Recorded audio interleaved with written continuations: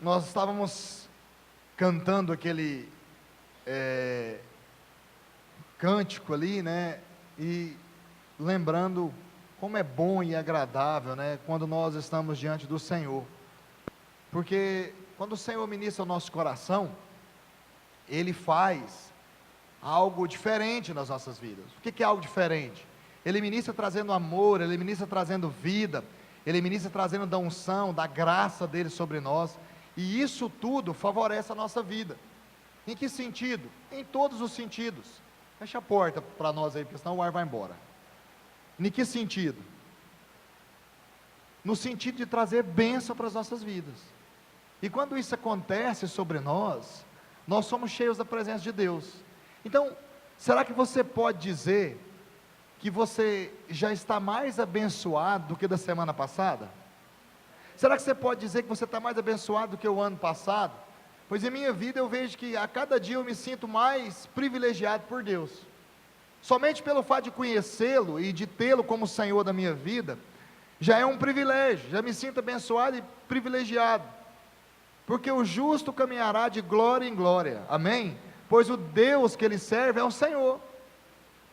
E o ímpio vai amontoar. Sabe para quê? Para abençoar o justo. Isso é uma palavra bíblica para as nossas vidas.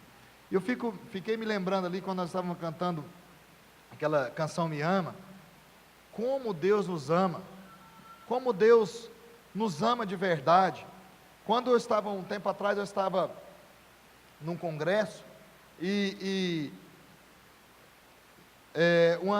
não vou falar o nome da pessoa para não expor, mas uma das que estava ministrando, desceu do púlpito, chegou até mim e disse o seguinte: olha, Deus te separou do ventre. Aí eu olhei aquilo, né, e pensei, bom, amém, né? Aí ela me disse o seguinte: a sua gestação foi uma gestação complicada.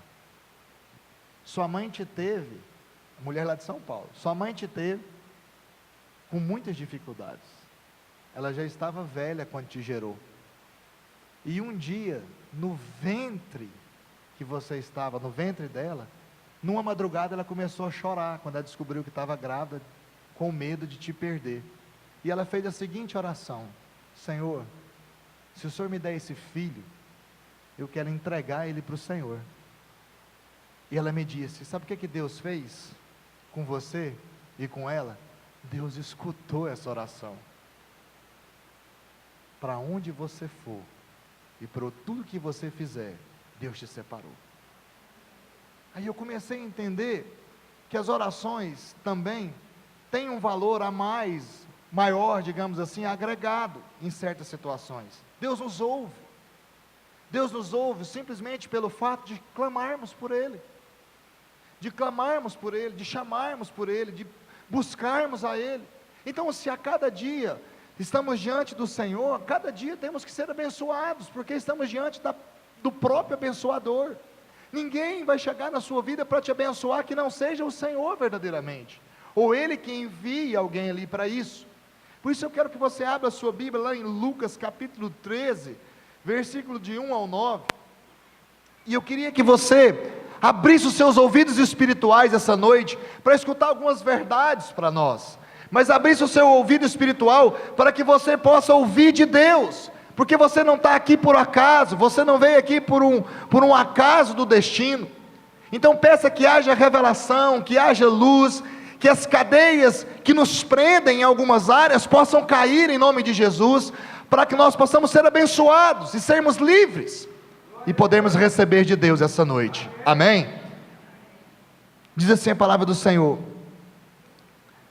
Lucas 13, de 1 a 9, naquela mesma, todos encontraram? Amém. Naquela mesma ocasião, chegando alguns, falavam a Jesus a respeito dos galileus, cujo sangue Pilatos misturara com os sacrifícios que os mesmos realizavam.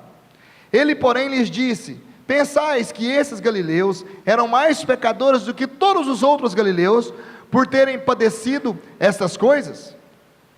Não eram, eu vos afirmo. Se porém não vos arrependerdes, todos igualmente perecereis. Ou cuidais que aqueles 18, sobre os quais desabou a torre de Siloé, e os matou, eram mais culpados do que todos os outros habitantes de Jerusalém? Não eram, eu vos afirmo. Mas, se não vos arrependerdes, todos igualmente perecereis. E aí Jesus completa com uma parábola, e diz: então Jesus proferiu a seguinte parábola: certo homem tinha uma figueira plantada na sua vinha, e vindo procurar o fruto nela, não achou. Pelo que disse ao viticultor: há 3 anos venho procurar fruto nessa figueira, e não acho. Podes cortá-la, para que ela ainda, ocupando inutilmente a terra? Ele, porém, respondeu: Senhor, deixa ainda este ano, até que eu escave ao redor dela, e lhe ponha estrume, adubo. Se vier a dar fruto, bem está, se não, mandarás cortá-la. Amém? Senhor, eu te dou graça pela tua palavra, e essa noite, abra os nossos ouvidos, para que nós possamos ouvir a voz do Senhor. Abra o nosso coração, para que ao a voz entrar, ó Pai, Ele guarde essa voz dentro dele, e que ache morada dentro de nós. Senhor, que os nossos olhos espirituais possam também ser abertos, ó Pai, para que nós possamos ver a glória do Senhor, que nós possamos entender o propósito do Senhor. Senhor, que haja revelação nas nossas vidas, que haja revelação no nosso meio, que nós possamos entender tudo que o Senhor tem para nós, para que nós possamos andar, caminhar de glória em glória, caminhar em busca da vitória que o Senhor proporcionou para nós na cruz. Pai, traga entendimento para nós, ó Pai, essa noite, em nome de Jesus. Amém. Amém, amados? Queridos, a verdade é que o Espírito Santo, Ele traz sobre nós a revelação que vem do Senhor, mas para que isso aconteça na nossa vida, precisamos o quê? Nos dispor, precisamos estar dispostos para escutar de Deus, para ouvir de Deus, para sermos livres. As reuniões em si não devem ser iguais, e não são iguais. Por quê? Porque os encargos de cada reunião, ela é diferente uma da outra. Quando Jesus ministrava aos seus discípulos, Ele ensinou várias coisas, ao mesmo tempo, podemos dizer. Ora Jesus curava alguém, ora Ele falava por parábolas, ora Ele expulsava demônios, ora Ele ensinava a prática da palavra, e a própria palavra, para as pessoas e para seus discípulos, e os discípulos procuraram entender isso e praticar.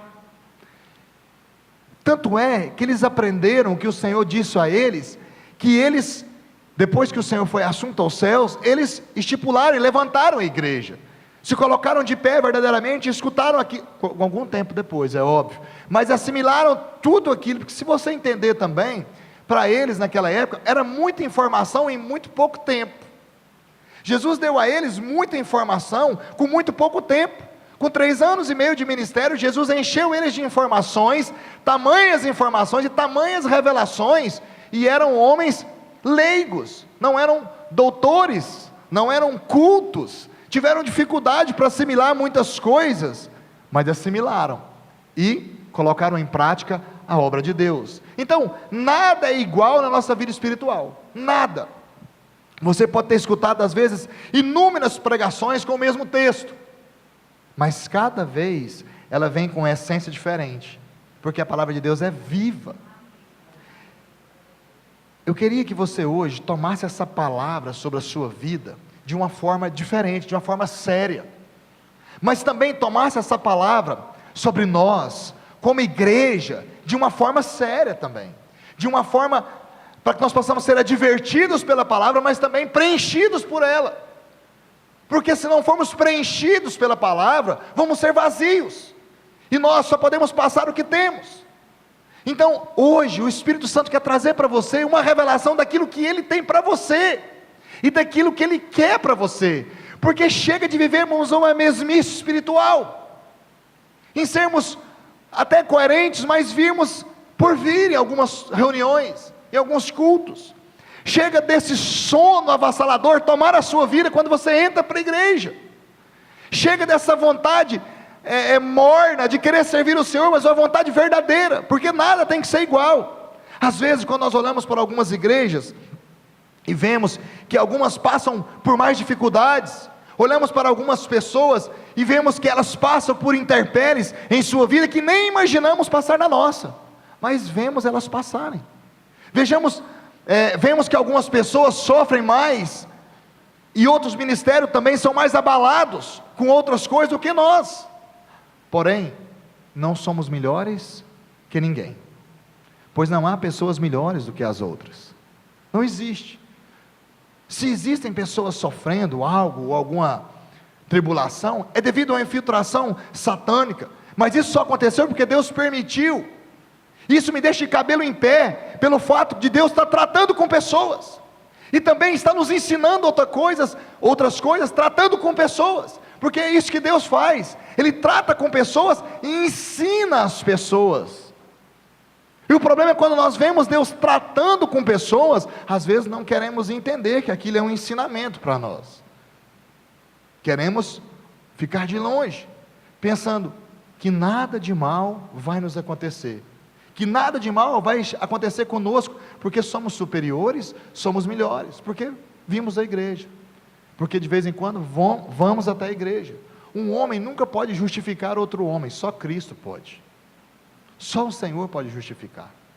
Ninguém é melhor do que ninguém, e coisas difíceis todos nós passamos, ou iremos passar, dificuldades virão, porque no mundo teremos aflições.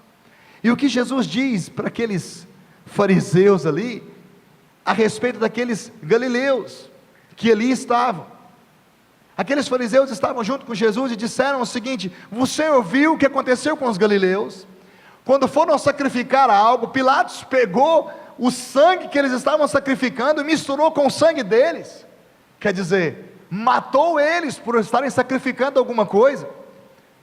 Eles falaram para Jesus, e Jesus olhou para eles e diz: olha, não é o que vocês estão pensando, vocês estão achando que vocês são melhores que esses galileus?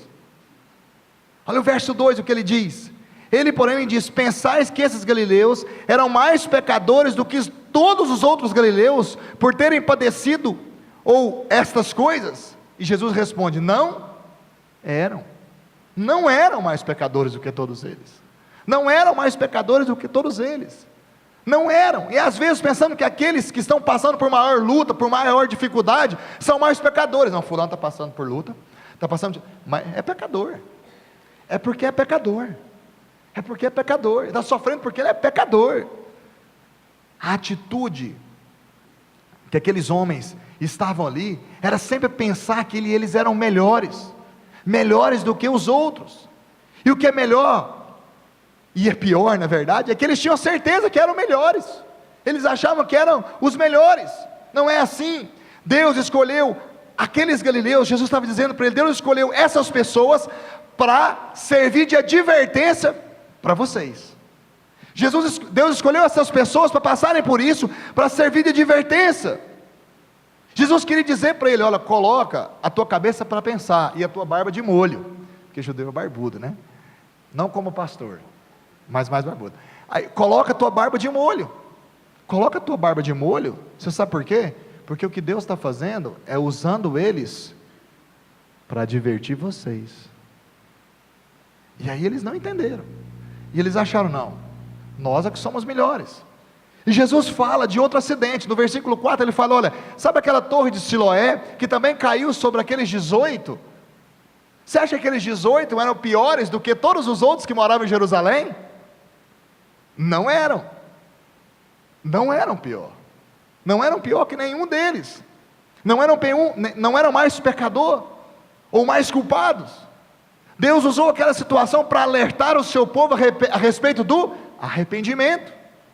Portanto, qual deve ser a nossa atitude quando os outros passam por tribulações? Porque quando nós passamos por tribulações, nós ficamos doidos, nós vamos para a presença de Deus de qualquer forma. Agora, qual é a nossa atitude quando os outros passam por tribulação? Não é achar que é bem feito, ou que ele merece, ou que tudo bem. Você viu o que ele fez? Você viu o que ele falou? Você viu como ele agiu? Você viu que ele falou mal do pastor? Bem feito. Não é acharmos que se eles estão passando por algo, é porque eles são menos justos do que os outros, ou porque nós não passamos, é porque somos mais justos. Por isso, só advertência para todos esses: Não basta, só divertir não basta. Deus começa a usar métodos para chamar a atenção dessas pessoas, para que eles possam ver aquilo que Deus quer fazer na vida deles.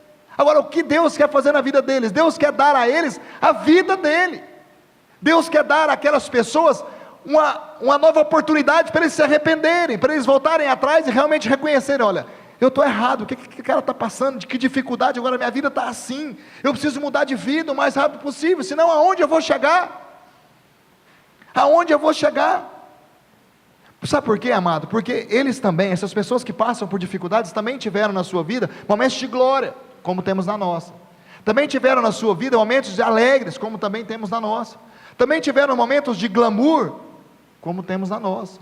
E também tiveram momentos ímpares, como também temos na nossa. Mas, por um instante, se desviaram do Senhor, ou desviaram o olho do propósito. E o Senhor tem sacudido a igreja a respeito disso. Aonde estão os nossos olhos? Por que temos tirado os nossos olhos do Mestre? E o Senhor resolveu tratar com eles. E o Senhor diz: quando você ouvir essa história, como você dizia para eles, entra para o teu quarto, fecha a tua porta, arrepende, coloca o seu joelho e clame pela vida sobre a sua casa, sobre a sua família, porque nós não somos melhores que ninguém. Algo ruim também pode nos acontecer. Então corra para a presença do Senhor, corra para a presença dEle, veja a necessidade de arrependimento diário da sua vida, veja a necessidade de arrependimento diário para você. Sempre pensamos que o mais doente é o mais pecador, ou quem que tem aquela praga maior é mais distante de Deus, ou quem passa por grandes tribulações é o mais desviado, ou quem tem mais dificuldade na vida é o pior de todos. Mas não é assim. Na verdade, isso tudo é uma misericórdia de Deus para conosco, porque todos deveriam passar por isso, mas Deus escolheu uns para nos ensinar. Você está entendendo onde eu quero chegar? Todos nós devemos passar por isso, mas Deus não faz, pela misericórdia dEle conosco, e Ele usa alguns para ensinar o todo. Usa alguns para ensinar o todo. Não somos melhores. Não se alegre das lutas que os outros passam. Devemos estar atentos ao sinal de Deus para nós. Abra a tua Bíblia lá em Amós, capítulo 6. Vou te explicar sobre os sinais de Deus. Amós, capítulo... Se abriu Amós, capítulo 6? É lindo Amós 6, mas abre em 4. Abre no capítulo 4. Versículo 6. Diz o seguinte: Amós está no Velho Testamento, antes de Obadias.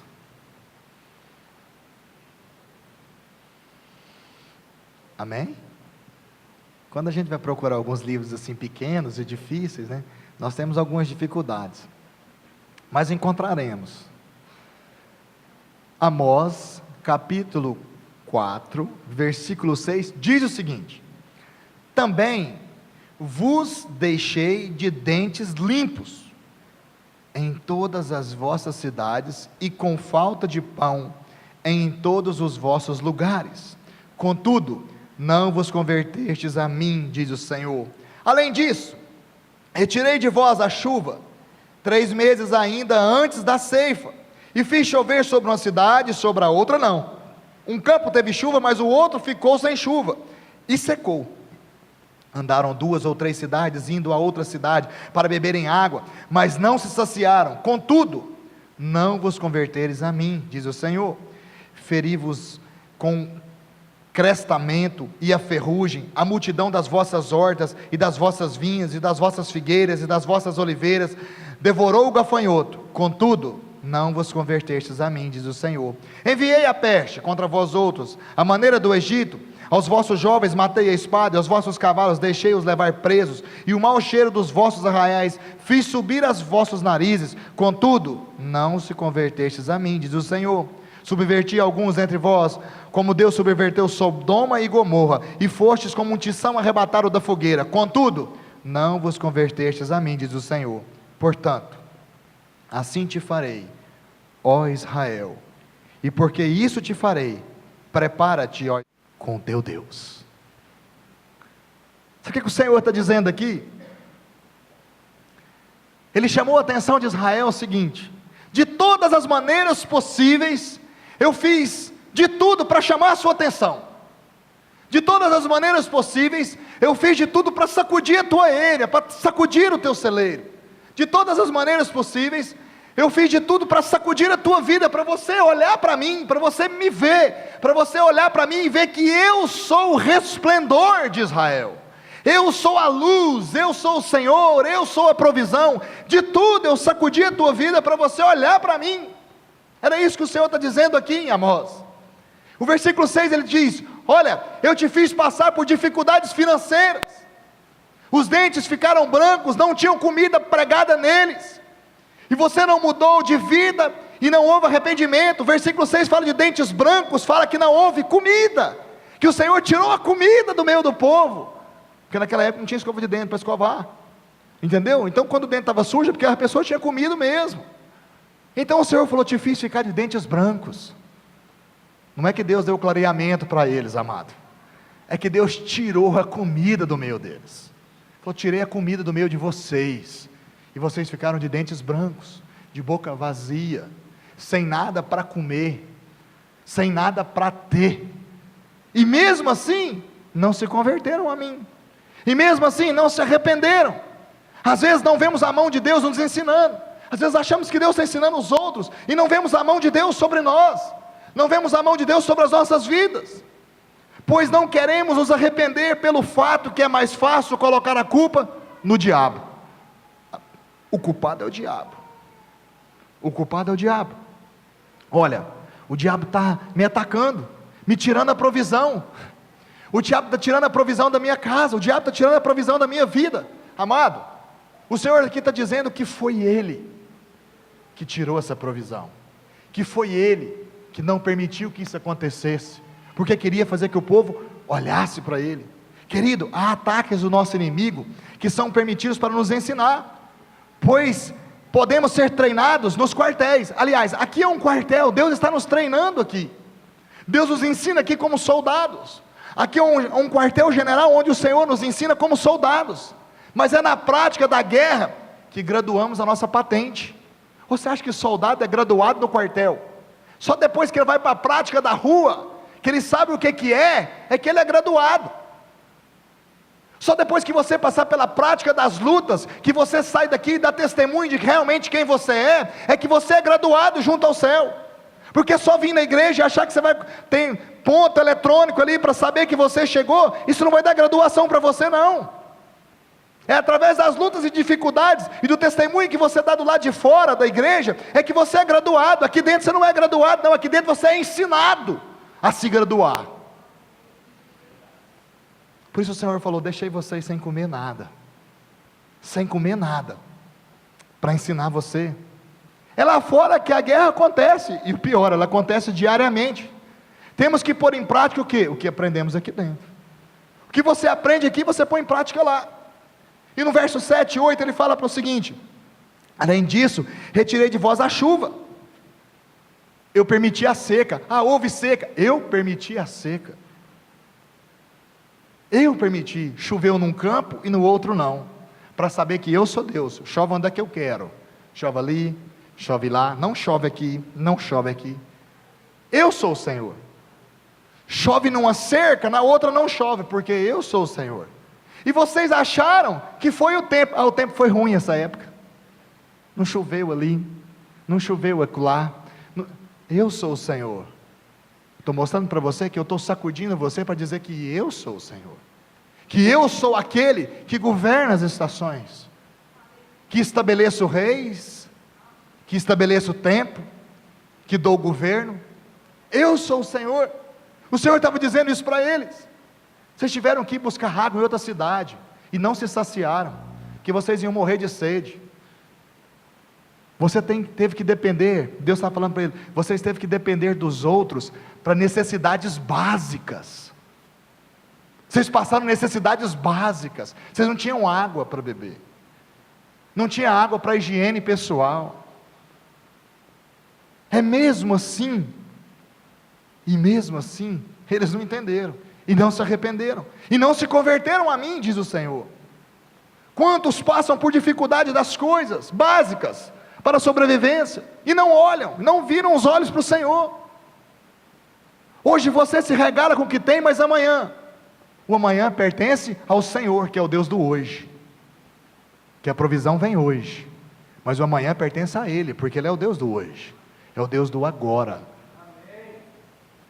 E o Senhor diz para ele: mesmo assim vocês não converteram a mim, deixei vocês passar por tudo isso, e mesmo assim não olharam para mim. Versículo 9, ele diz: feri-vos com o crestamento e a ferrugem, a multidão das vossas hortas, das vossas vinhas, dos vossos frutos. Eu mandei a ferrugem, mandei as doenças, mandei pragas, outras doenças em suas hortas, plantações, e vocês não perceberam a minha atuação, e ficaram pensando: isso é do tempo, veio pelo tempo, é hora de dar isso, é hora de dar aquilo. Mas era eu chamando a atenção de vocês. O Senhor disse: eu permiti que vocês não produzissem como produziram, eu permiti para que vocês não tivessem como tiveram, porque eu sou o Senhor. Eu estou chamando a atenção de você, a sua atenção, porque eu sou o Senhor, eu sou aquele que governa. Não dá para ser vencedor, conquistador, se o arrependimento não se tornar um estilo de vida para nós. Se todos os dias não olharmos para o Senhor e falar: Senhor, dependemos do Senhor em tudo, se estamos aqui porque dependemos de Ti, se temos alguma coisa, se logramos êxito, se chegamos a algum lugar, se conquistamos algo, porque o Senhor nos deu. Se não há arrependimento, a soberba nos abate, amado, pois somos altivos, somos orgulhosos. Se alguém tem que se gloriar, a Bíblia diz: glorie-se no Senhor, em servir o Senhor dos exércitos. Se humilhe na presença de Deus, o Todo-Poderoso, e Ele vos exaltará. Quem nos exalta é o Senhor. Os fariseus pensavam que Deus estava julgando aqueles galileus, que Deus na verdade estava lá em Lucas. Os fariseus acharam: Deus está julgando aqueles galileus, está limpando a eira, está tirando a podridão. Não era. Jesus estava dizendo totalmente diferente isso para eles. Deus estava divertindo vocês, na verdade. Jesus falou para Deus: na verdade está divertindo é vocês, Israel, acorda. Deus está divertindo você, está demonstrando mais amor por você, porque era para você passar aquilo, mas eu estou falando: não vou te poupar disso, só estou querendo te ensinar. Se arrepende, muda a sua relação com Deus, toma uma atitude nova. Todos os dias é dia de arrependimento, pois o fato de um dia acharmos que não temos mais que nos arrepender, é porque o pecado já se tornou estilo de vida para aquele dia, para você. Passou um dia que você não chegou diante do Senhor: eu me arrependo porque eu fiz algumas coisas. Se um dia, naquele dia, 24 horas daquele dia, você já tem que chegar diante do Senhor: eu me arrependo porque eu errei nisso, nisso e nisso. Se você não tem essa concepção nesse dia, é porque de fato alguma área do pecado na sua vida já governou você ao ponto de você não achar que aquilo é pecado mais, ao ponto de você se relacionar como algo comum na sua vida. Todos os dias careço de me arrepender. Hoje o Senhor nos chama como igreja, sabe para quê? É tempo de conserto na nossa vida, é tempo de acerto na nossa vida. Muitos têm sido poupados de calamidades e não entendem o chamado para o arrependimento. Mas se você também está passando por alguma calamidade, é um sinal de conserto na sua vida. Se conserte com Deus também, entre no amor do Senhor, entre naquilo que o Senhor tem para você. E no verso 10 e 12 aqui, o Senhor fala para eles: olha, enviei a peste contra vós, da maneira do Egito, os vossos jovens matei a espada, os vossos cavalos deixei levar presos, e o mau cheiro dos vossos arraiais fiz subir aos vossos narizes. O Senhor tem nos avisado do seu amor, mas também tem nos avisado dos seus julgamentos. Devemos nos preparar para nos encontrar com Ele. Ele fala no versículo 12: Israel, prepara-te para encontrar comigo. Prepara para te encontrar comigo. Será que hoje você pode dizer que você está preparado para encontrar com Deus? Será que hoje você pode dizer na sua vida, no particular, você e você: eu estou preparado para encontrar com Deus, eu estou preparado para encontrar com Deus, eu estou pronto para encontrar com Deus. Se eu tiver que encontrar com o Senhor hoje, eu estou pronto para chegar lá e falar: Senhor, posso entrar? Será que estamos preparados para encontrar com o Senhor? O Senhor fala para Israel que ele não estava, que ninguém ali estava preparado para encontrar com ele. Depois disso, Jesus, volta lá para Lucas, para você não se perder no Velho Testamento. Aí depois que Jesus ensina para eles a respeito dos galileus, e fala a respeito daquelas situações, Jesus fala para eles o seguinte: vou contar para vocês agora uma parábola, quero dizer para vocês como funciona a vida. Jesus usava coisas simples, mas muito ricas, para ilustrar as suas palavras e ensinos. E eu quero, essa noite, com você, abordar 4 pontos dessa palavra. Amém? Que a minha palavra está começando agora. E eu queria que você, comigo, acompanhasse no mínimo 4 pontos dessa palavra. Sendo que o primeiro ponto, ele abrange 6 pontos, mas vai ser rápido. Por isso que eu falei que eu queria tempo com você essa noite. E pelo menos 4 falou amém. Se 4 falou amém, glória a Deus, vão estar comigo aqui até o final. Então, o primeiro princípio que o Senhor nos ensina a respeito desse texto da parábola, dessa pequena parábola, do versículo 6 ao versículo 9, da figueira estéril: todo privilégio implica em responsabilidade. Todo privilégio implica em responsabilidade. Somos um povo privilegiado. Como essa figueira era privilegiada aqui, também nós somos privilegiados. Somos um povo separado, privilegiado. Qual diz o privilégio dessa figueira? Quais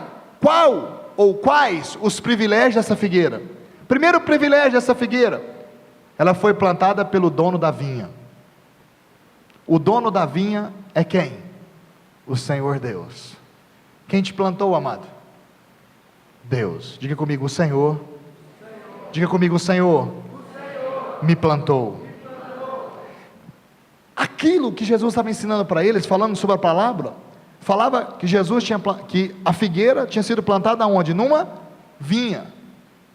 Vinha não é lugar de figueira.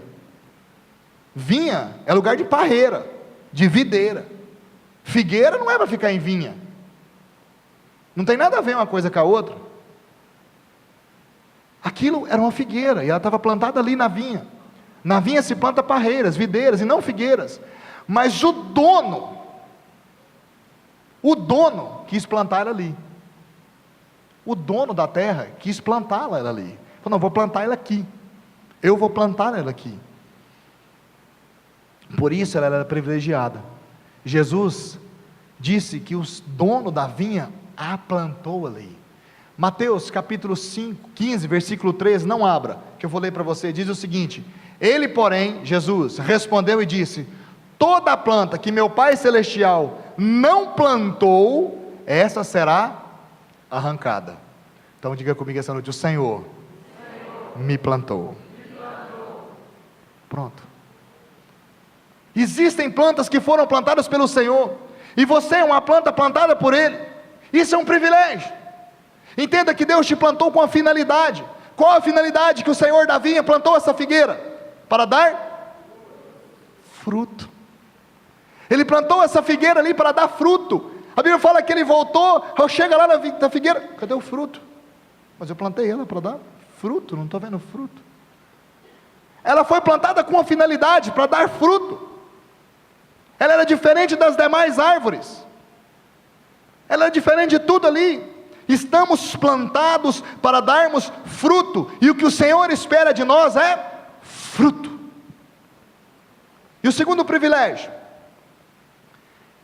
ela tinha um lugar de destaque ali em toda aquela monte, em toda aquela plantação de videira, em toda aquela vinha, ela tinha um lugar de destaque. Uma figueira em meio a uma vinha, sem dúvida, ela tem um lugar de destaque, é diferente, pois ela é totalmente diferente de tudo que está ali. A figueira, amado, é uma árvore grande. Às vezes aqui para nós não é, mas para Israel, lá ela é uma árvore imensa. Imensa, é um lugar de destaque, pois todos olham para ela e vê que ela é grande. Hoje, só de você ser membro de uma igreja cristã, já te dá um ponto de destaque. Tem um monte de lugar que no currículo espera que você coloque que você seja. Em praticamente todos os lugares. já espera o que que você é, se você é crente, se você não é, se você acredita em Deus, se você não acredita.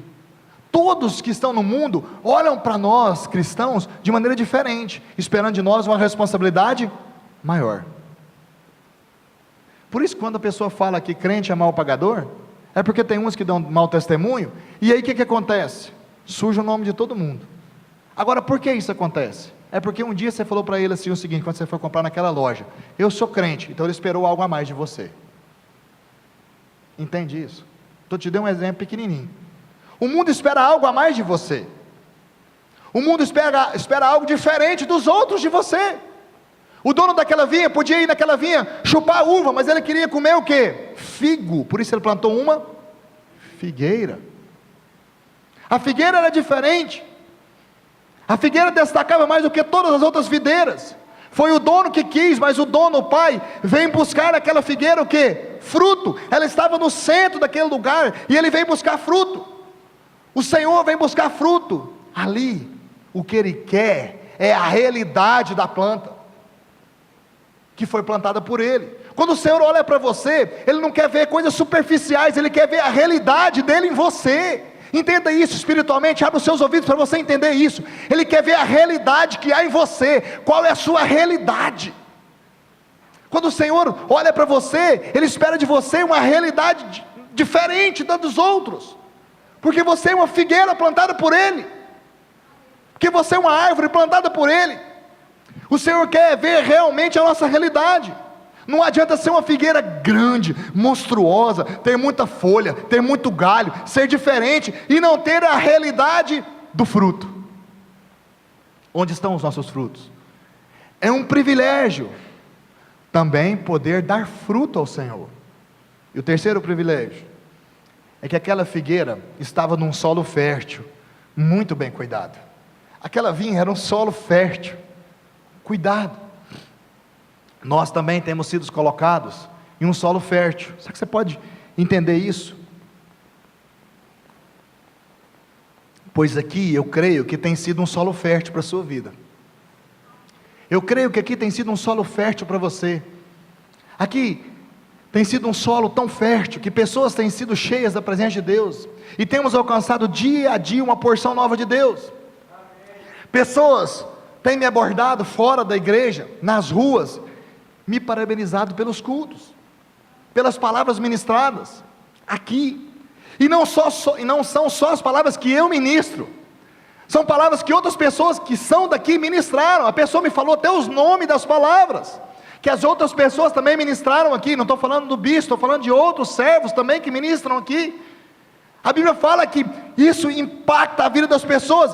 Na verdade, eu fiquei orgulhoso com isso, eu me senti lisonjeado.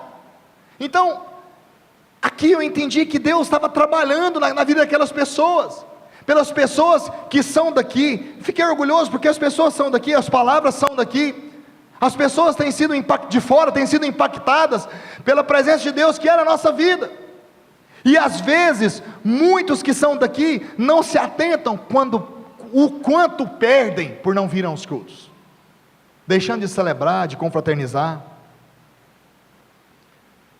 Às vezes você não vem no culto por tão pouca coisa. Às vezes você esquece de vir no culto e perde tanto de Deus. Outras pessoas que não são daqui ficam esperando a palavra chegar até eles. E quando eu disse até para os meninos a respeito da gravação, para eles levarem mais a sério a respeito disso que é colocado no YouTube, é porque eu fui abordado com isso. As pessoas ficam esperando chegar na terça ou quarta-feira para ela assistir a palavra no YouTube. Ela não vem na igreja, mas ela quer assistir na casa dela. E a palavra tem chegado lá. Um dia ele vai vir. Você que está assistindo, um dia você vem, tá? Vou te esperar aqui. Entende? Ficam esperando chegar o dia para ele escutar, para ele poder ser alimentado. E nós que somos daqui, que temos o privilégio de recebermos ao vivo aquilo que Deus quer para nós, não entendemos. É esse momento. Então, às vezes, temos que entender que precisamos aproveitar todo o adubo, todo o alimento que o Senhor tem ministrado em nós. Não perca o alimento de Deus para a sua vida. Privilégio implica em responsabilidade. Pessoas de fora têm se abastado com os tesouros aqui ministrados, e muitos andam reclamando do culto. Perceba o privilégio da sua vida. E o quarto privilégio da figueira é aquela que era mais alta em tudo ali. Aquela figueira era a árvore mais alta daquele momento, ou seja, ela estava acima de tudo e de todos. Mais sol, mais luz, mais recursos, aliás, recursos ilimitados. Deus tem nos dado recursos a mais do que tudo. Mais luz, porém mais privilégios implicam em maiores responsabilidades. Amado, seja honesto com você mesmo. Há 3 anos atrás, como estava a sua vida? Alguns que não tinham carro, agora tem carro e moto. Alguns que não tinham casa, agora tem 2 e ainda tem fazenda. Alguns que não tinham empregos, hoje ganham bem. Alguns que queriam há anos vender algo, já venderam e venderam bem. Alguns não haviam se casado, casaram e muito bem. Sabe o que é isso? Privilégios. Privilégios. Privilégio que o Senhor te deu. Pois aqui é o seu lugar, aqui é o lugar que você vai destacar. Pois o Senhor tem nos dado luz, tem nos dado sol, tem nos dado alimento, a sua vida, a sua porção, a sua graça, a sua provisão. Você tem sido próspero, não pense que é por acaso. É um privilégio, mas privilégio implica em responsabilidade. Responsabilidade. E o quinto privilégio da figueira é que ela já tinha maturidade. Ela já era de maior, porque já tinha 3 anos que o Senhor via naquela vinha e não achava fruto nela. O dono vem buscar fruto depois de um tempo, depois de outro tempo, depois de outro tempo, mas não achou fruto. E eu te pergunto, há quanto tempo você está na igreja? E há quanto tempo você já foi plantado pelo Senhor? 1 ano, 2 anos, 3 anos, 10, 20, 5, 3, 4. E eu te pergunto, Deus tem procurado fruto em sua vida? E Deus tem achado? Quantos frutos já produzimos? Nós dizemos que estamos envolvidos, que estamos encaixados, que estamos cheios, que estamos com a obra, que estamos caminhando junto, que temos uma unidade. Mas onde estão os nossos frutos? O Senhor, o dono da vinha, vem procurar frutos e não encontra. Que decepção! Que decepção! Daquele Senhor olhar para a figueira e falar: cadê o teu fruto? Privilégios implicam em responsabilidades. O dono da vinha espera fruto daquela figueira. João 15:8, não abra. Diz: nisto é glorificado meu Pai, que deis muito fruto, e assim sereis os meus discípulos. Quem é discípulo de Jesus? É aquele que tem muito fruto. Nos tornamos discípulos quando nos convertemos? Não.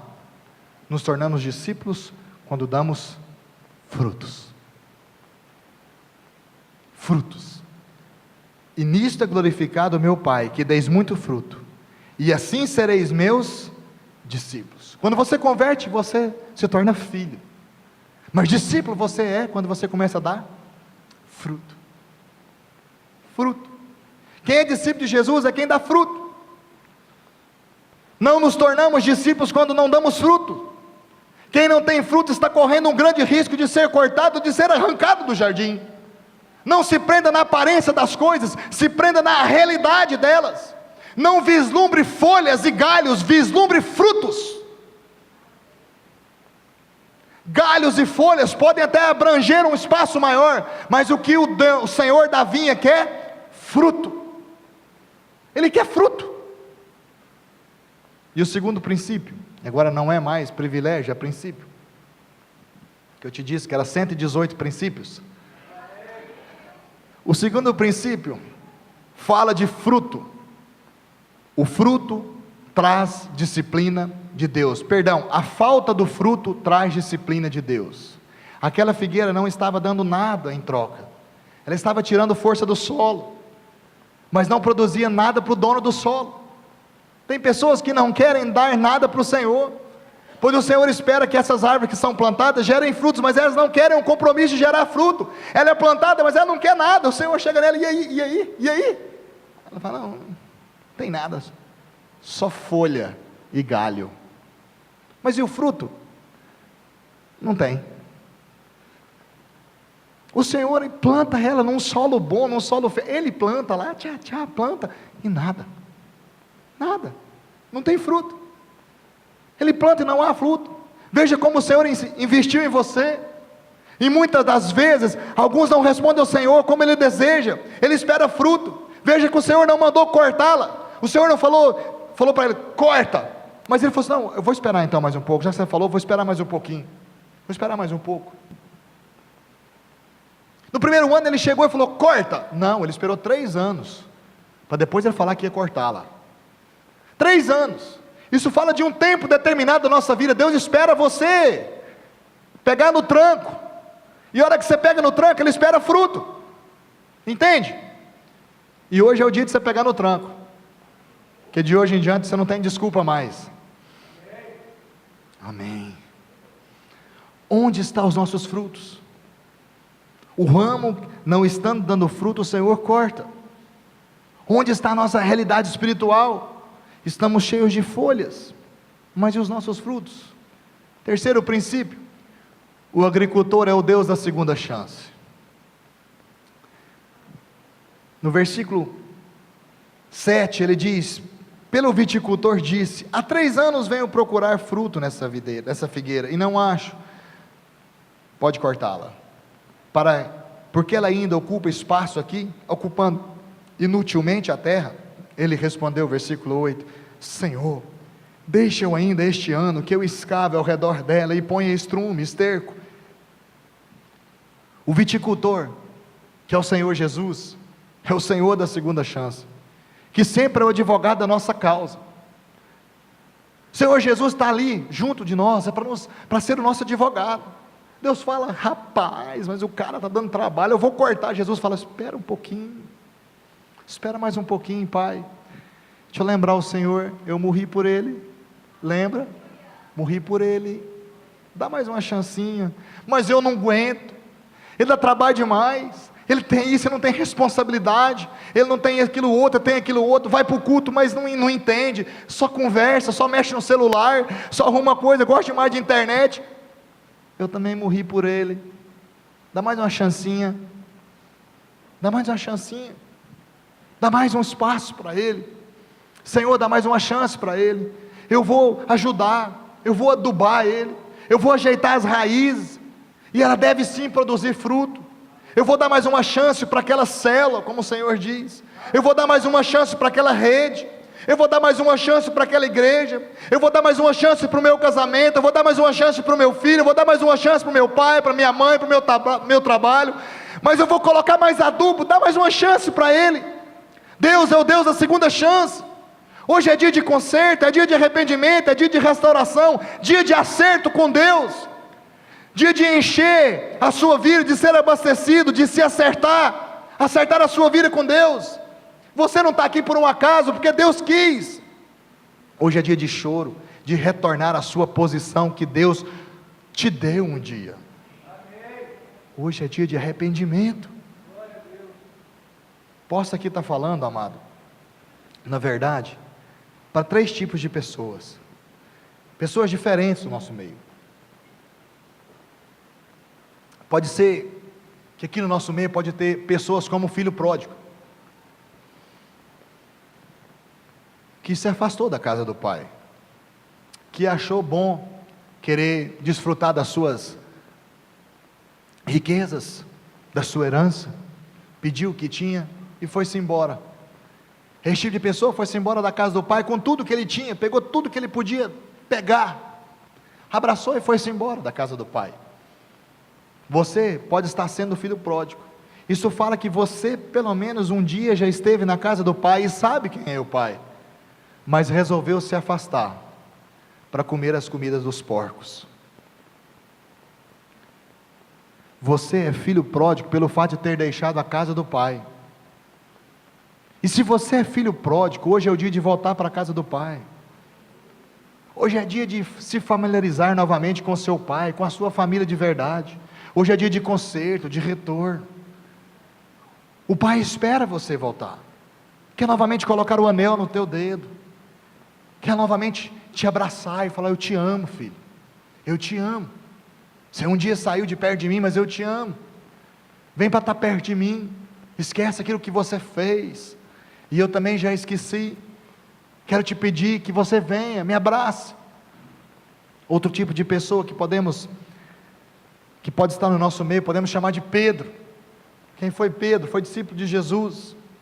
Um homem sério, um homem que se posicionou verdadeiramente em tudo. Mas Pedro é aquele que caiu e que agora está chorando amargamente num canto, porque pecou. Pecou quando ele negou Jesus.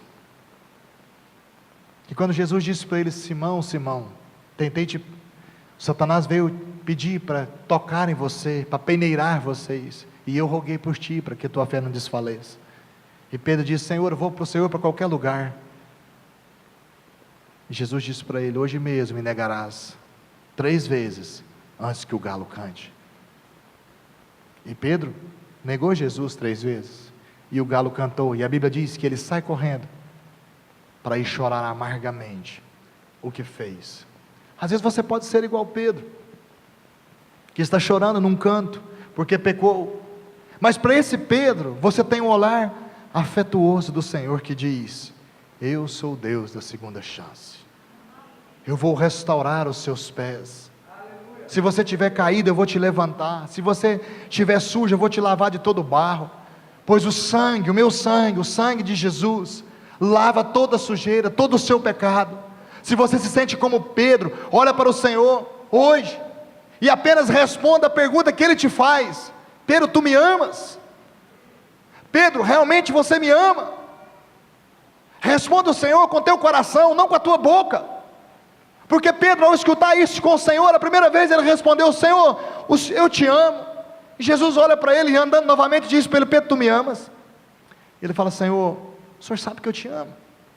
E Jesus olha para ele novamente e fala: Pedro, tu me amas? E diz: Senhor, a Bíblia diz que Pedro se entristece, e olha para o Senhor e diz: o Senhor sabe que eu te amo. E Jesus disse para ele: vai e apacenta as minhas ovelhas. Pedro respondeu com o coração. Responda hoje com o coração para o Senhor: será que realmente você ama o Senhor? Será que realmente você ama Ele? Porque hoje é dia de superabundar a graça de Deus, porque houve pecado, então vai superabundar a graça. Mas talvez um outro tipo de pessoa aqui no nosso meio pode ser igual aqueles crentes de Efésios, lá da igreja de Éfeso, em Apocalipse 2:4, João escreve para eles e diz: tenho porém contra ti, que deixastes o primeiro amor. Esses também precisam retomar alguma coisa. Eles não saíram da casa do Pai como o filho pródigo, e como Pedro também não caíram, não traíram a lealdade do Senhor, mas como aqueles crentes da igreja de Éfeso, perderam o primeiro amor.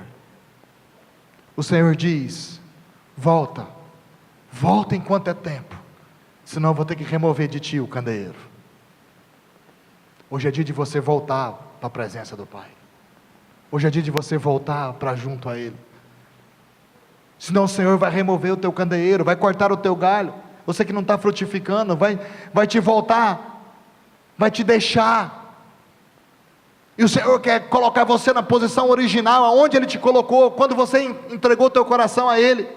Veja como Jesus nos ama, Ele intercede por nós, assim como Ele intercedeu pela figueira, que o viticultor falou: não corta, Senhor, não corta, deixa eu tentar mais uma vez, eu vou cavar, eu vou abrir um rego ao redor dela, vou colocar mais esterco, vou colocar mais adubo, às vezes, Pai, vou ter que aguar mais ela, eu vou dar mais ajuda a ela, e aí o Senhor não corta. No versículo 8 ele pede mais uma chance para aquela figueira, ele intercede, pois o 4º ano, porque o Senhor já tinha vindo 3 anos, mas o 4º ano é o ano da oportunidade para aquela figueira.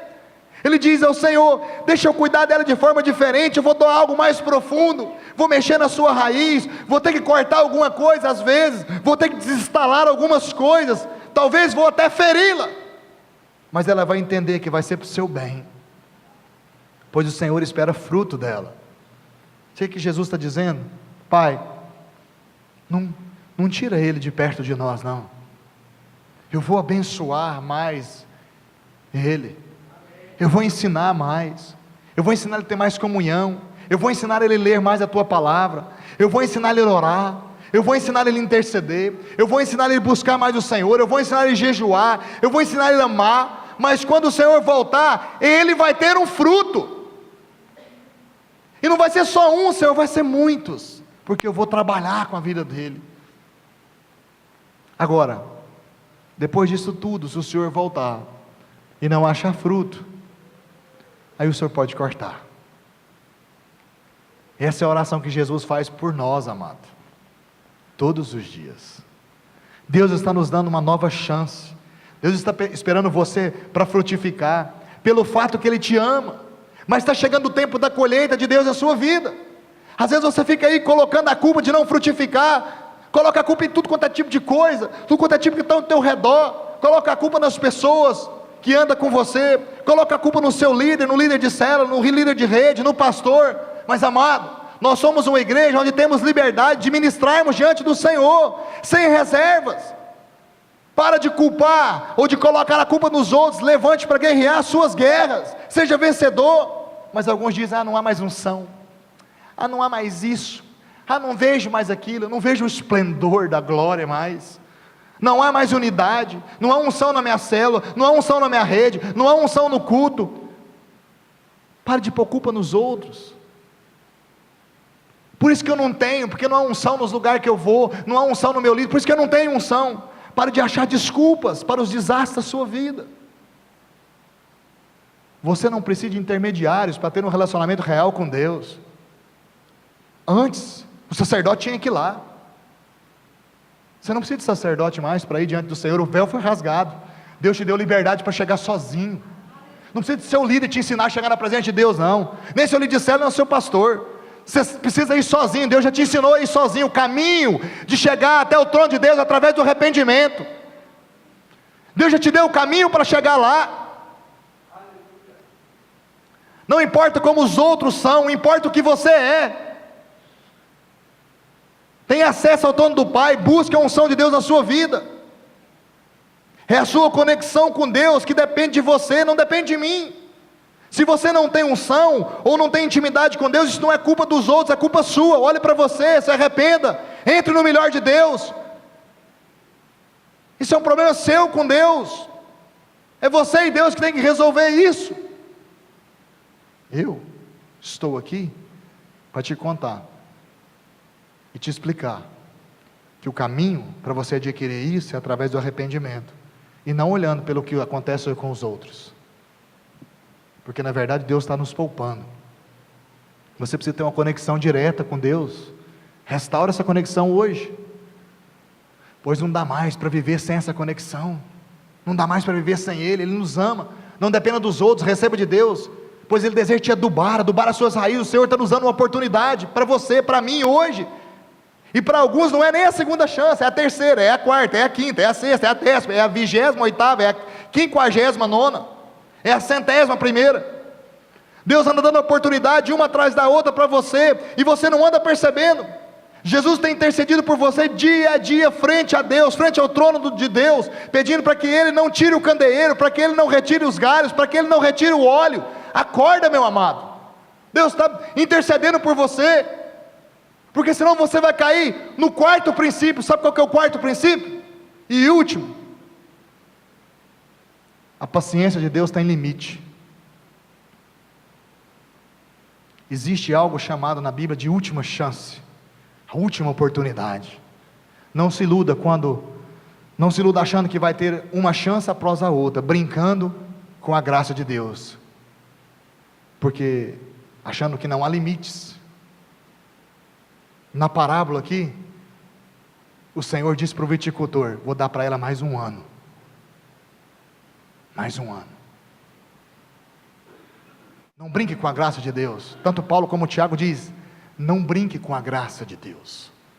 Não ache que só porque a graça veio para estabelecer no lugar da lei, você pode pecar e fazer do jeito que você quer, e simplesmente chegar diante de Deus e pedir perdão. Não brinque com a graça de Deus. Não brinque com as oportunidades que Deus te dá. Não brinque com isso. Na parábola foi mais um ano. Deus não cortou a figueira naquele dia, mas Ele não anulou o seu julgamento. Quando eu vi e não tiver fruto, o próprio viticultor falou: se o senhor voltar o ano que vem não achar fruto, aí o senhor pode cortá-la, ou pode removê-la. Amado, Deus trata com pessoas, Deus trata com famílias, Deus trata com células, Deus trata com redes, Deus trata com igrejas, Deus trata com cidades, Deus trata com países, Deus trata com continentes. Para Deus cada um é uma oportunidade, e Ele adverte antes de tratar com elas, porque Deus é amoroso. Deus é amoroso em tudo. Ele sempre nos avisa, nos exorta, antes que o juízo venha sobre nós, Ele sempre nos exorta. Antes de Ele julgar a terra, Deus enviou quem? Noé. Vou inundar a terra, Deus enviou Noé. Noé falou para todo mundo: ó, Deus vai vir um juízo por aí. Todo mundo falou: velho é doido, que não chove, construir arca. Aí eles não entenderam, porque cada um chegava na arca de par em par. Até o caracol foi, através da perseverança ele chegou. Foi perseverante, e ele chegou até a arca. Antes de julgar Sodoma e Gomorra, Deus enviou Ló, e depois os anjos, para divertir aquele povo. Foi assim com Nínive. Antes de Deus julgar Nínive, Ele enviou Jonas. Deus é justo, e assim será antes da vinda do Senhor Jesus, porque os profetas eles vão anunciar, vão avisar que é chegado o tempo verdadeiro do arrependimento no meio da igreja. E o próprio João Batista, em Mateus 3,10 disse: e já é posto o machado da raiz das árvores. Toda árvore que não produz fruto, o bom fruto, é cortada e lançada ao fogo. O que podemos fazer então? Devemos hoje nos arrepender, nos quebrantar? Devemos produzir frutos? E o interessante é que essa parábola aqui que lemos, ela não tem conclusão. Essa parábola ela não acaba, ela não tem conclusão. No final ele diz, no versículo 9: se vier a dar fruto, bem, se não, mandarás cortá-la. Não sabemos se aquela figueira deu fruto ou não. Ninguém sabe se naquele ano que veio, alguém deu fruto ou não. Ninguém sabe. Sabe por quê? Porque quem decide o final da tua vida é você. É você que decide o final da tua vida. É você que decide. Aí o que faremos o ano que vem? Vamos celebrar os frutos ou fazer uma lenha para aquecer a nossa casa com a madeira daquela figueira cortada? Você que decide. Você que decide a sua vida. Pois no final das contas, a sua vida está nas suas mãos. Essa parábola não fala de fim, não fala se ela foi cortada ou não. Que o que vai acontecer é você que vai resolver. Deus quer ter filhos. O Senhor procura uma igreja que dê frutos. Esse é o nosso papel. O Senhor então te pergunta essa noite, e agora eu estou encerrando: onde estão os seus frutos? E até onde vai o seu compromisso? E até onde vai o teu encargo? Pés que não caminham até Ele? Mãos que não têm nada para oferecer? Coração que não tem nada dentro dele para ser contrito? Mente que não busca um arrependimento verdadeiro? Sonhos vazios, sem direção, vontades da carne dominando a sua vida? Eu quero chegar no final desse ano e poder apresentar os meus frutos como igreja diante do Senhor, e dizer: Senhor, eu tenho meus frutos para apresentar diante do Senhor, aqui estão. Tem uma pessoa para conquistar, tem uma família para conquistar, temos um bairro para anunciar o Evangelho, temos a cidade que precisa ser levada, a presença de Deus até ela, através das nossas vidas. E aonde estão os nossos frutos? Hoje, amada, é dia de acerto. Acerto de filhos pródigos, e de Pedro, e de crentes como os de Efésio, que perderam o primeiro amor. Hoje é dia de voltar ao começo de tudo, me arrepender, rever os meus conceitos, rever os meus valores, e saber se realmente, eu sou uma figueira privilegiada, porque fui plantado em um lugar bom, e o meu Senhor espera de mim frutos. Amém?